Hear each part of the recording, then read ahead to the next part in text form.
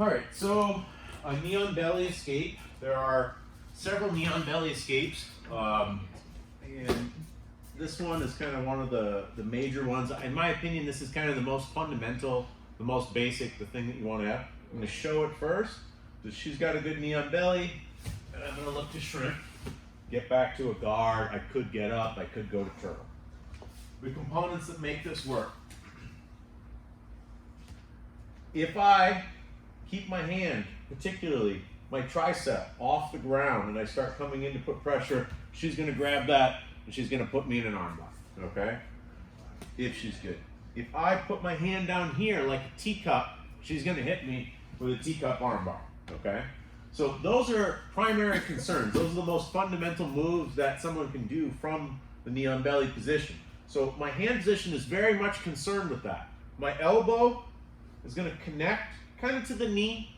Could sometimes be a little outside. I don't want to go super inside though. I just want to connect to the leg. And there needs to be connection. So like my shoulder is going to protract in a downward fashion here. So I have some connection so that energy will transfer through this.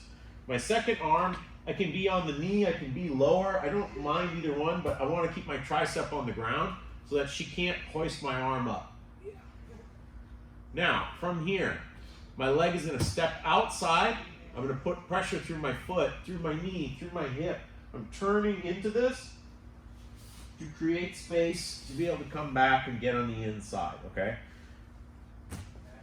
If my opponent's neon belly is not good, like their head is over the center line, I'm going to take them over the center line, okay? I'm just going to roll this way. You can grab the leg. I'd be careful about either two hands in or two hands out. If my opponent treats neon belly like a seated position, like they're actually sitting, which is very common for kids, I can still do this escape. It's just going to be much more effective and I'm going to be able to get up on top. We are teaching them both of those things. I would include that when I teach it, just because very often kids or adults are not going to have a great neon belly. They're going to commit kind of cardinal errors because the correct neon belly kind of posture for here is not all that intuitive, okay? So let's just look at common mistakes here.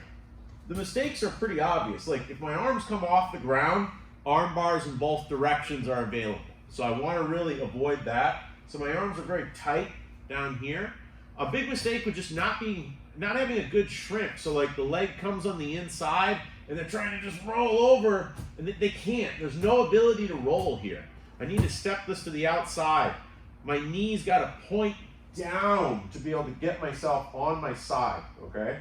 And then move my hips out and away, all right? So one last time in like kind of a full motion there. She gets on me, hands tight and down, and immediately trying to get back to some sort of open guard.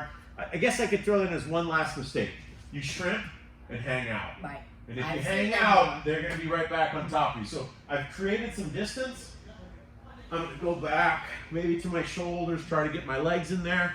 You can come forward. There's the possibility to do that.